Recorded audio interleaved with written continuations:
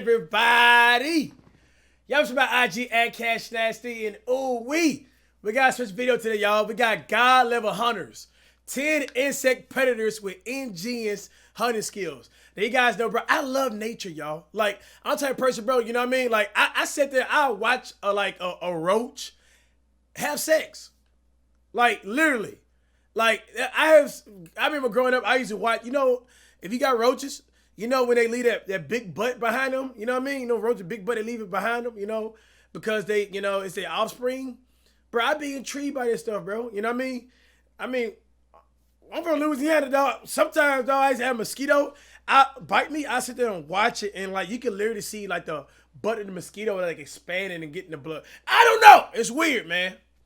You know what I mean? But let's get to the video here, man. 10 insect predators with ingenious hunting skills. Love this type of shit. In this video, you will learn how huge cockroaches get into the diet of small wasps, how insects hunt from the siege, and meet many other... I love this dude here commentary, man. I don't know how to say your name. Watop. Love your videos, man. It's a lot of your videos I don't react to. I just watch on a regular. Please continue your content. Hunters from the insect world. Be sure to watch... And don't copyright me. I got bills to pay. Watch the video all the way to the end, and yep, let's go. You would hardly even pay attention to an adult antlion. It looks a bit like a lazy dragonfly. The hell? Even pay attention to an adult antlion. This looks like me when I wake up in the morning. It looks a bit like a lazy dragonfly that just kind of flies leisurely back and forth, occasionally eating someone. And that's only if someone gets in its way. An antlion larva is quite another matter. Oh, that's a creature from your nightmares. It seems like it might be what the creators of Star Wars were inspired by when they came up with Sarva.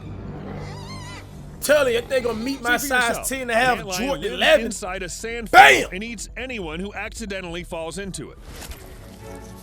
But before it eats an accidental victim, the antlion hides in the sand and waits. Bro, I think I've seen this before, bro. I've seen this insect, as soon as the sand another under documentary the paws on of it. any insect shake even a little, they're not getting away, bro. Attacks.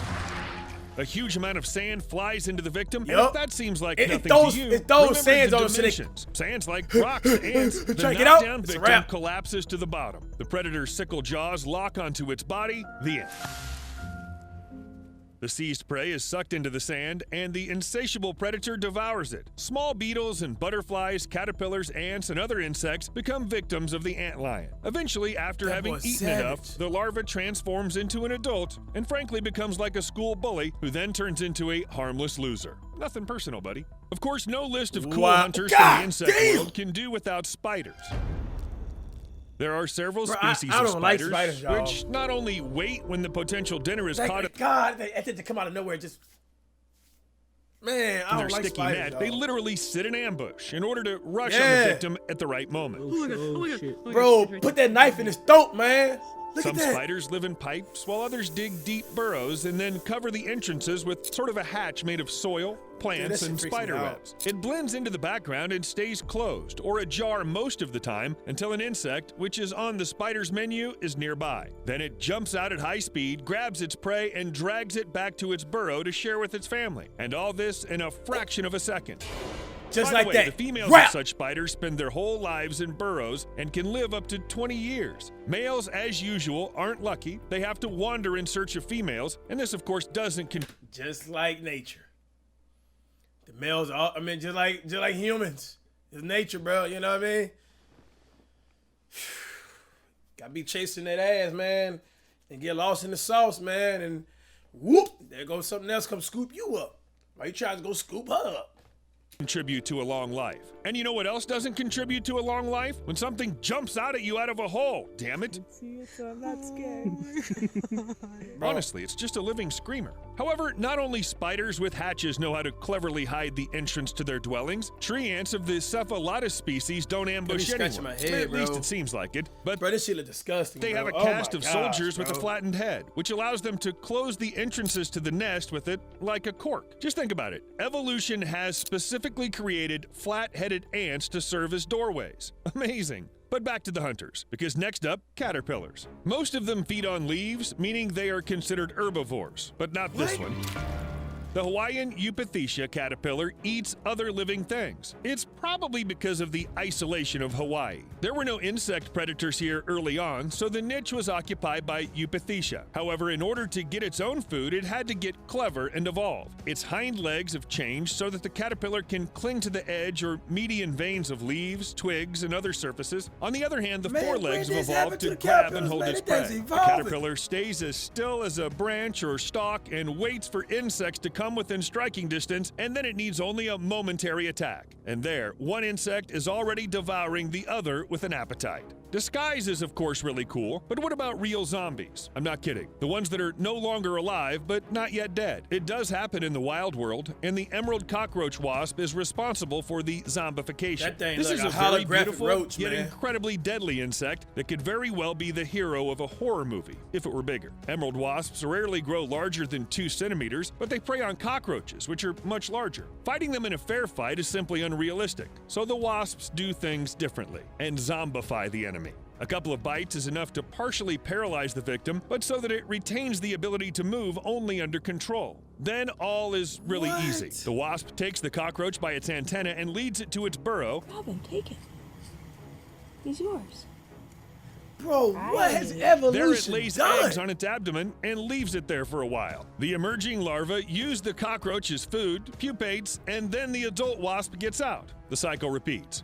Another beautiful and frightening hunter in their own way are the predatory fireflies that live in the tropical forests of Peru, or rather glowing larvae, ready to devour anything that comes close enough. Attracted by their light, they burrow into the mud, sticking out only their heads and huge jaws to make a dash at the right moment to grab their prey. Scientists have determined that the larvae can control whether and how brightly they emit light. It all depends on the circumstances. For a potential dinner, you can shine a lot. But if there's a predator or some meticulous person nearby, it's better to just turn it off and hide. What about the creature which is called the assassin bug?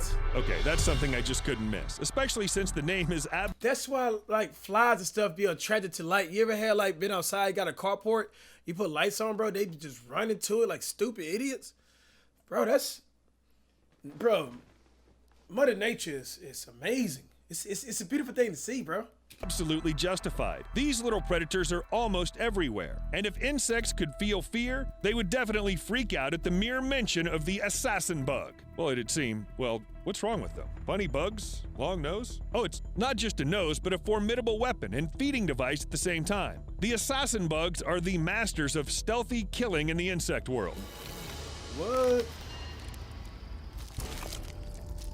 They ambush and then kill unsuspecting victims and drink their liquid viscera by piercing soft tissue with their sharp beaks. Or rather, first the beetles inject the digestive secret into their prey, and after its entrails have been turned into nutritious soup, the assassin bug sucks up the victim's contents without thinking whether it's still alive or not. Everything happens very quickly, ruthlessly, and extremely professionally. However, not all assassin bugs feed on insects. Some, having just appeared in the world, gladly drink the blood of bats, and some assassin bugs even feed on humans. It's a good thing you can't suck a human dry. At least someone so small can't do that. They don't hunt in groups, do they? Do they? Seriously, guys? As you've learned by now, I thought bats eat insects, bro. I thought a bat eat like 1,000 mosquitoes within an hour. Right, y'all?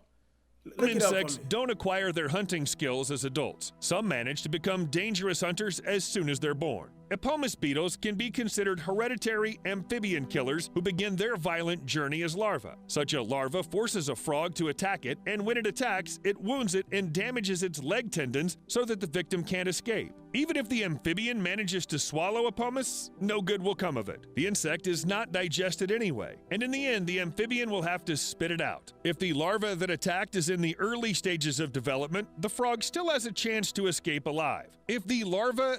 What the hell? Bro, What? So you teasing me. I eat you, and then the whole time you trying to eat me. Then when I swallow you, I gotta spit you back out because you bro, what? That attacked is in the early stages of development, the frog still has a chance to escape alive. In this case, the insect behaves as an ectoparasite feeding on its body juices and may accidentally let go of its live meal. If the larva is in the middle of development or preparing to become an adult insect, it simply slowly chews up the tissues of its prey, leaving only bones from the toad. Charming animal life. By the way, remember the antlion from the beginning of the video? I also thought it looked like a sarlacc. Well, I was wrong. What really looks like a sarlacc is the predatory sea polychaete worm. It lives on the ocean floor at a depth of 10 to 40 meters, preferring tropical waters. As an adult, it's 2 to 3 meters long, but only its head, which has 5 antennae-like things, sticks out on the surface. The worm uses these antennae to detect any movement nearby and tracks its potential prey. When any fish gets too close, the monster grabs it with its powerful mouth. It does this with such speed and force that it can split a fish in half, and that frankly would be a merciful decision. Because the unfortunate survivor of the attack would learn what it's like to find herself in a worm's burrow. What exactly happens down there is still a mystery to scientists. Perhaps the monster injects its victim with some kind of paralyzing toxin to swallow it alive and then digests it. Creepy. But the sea worm has a rather cheerful coloring. Perhaps that's a little comforting to the victims. At least they've been eaten by someone classy. But if there's one insect that's really made me feel uncomfortable, it's the giant water bugs. Wow.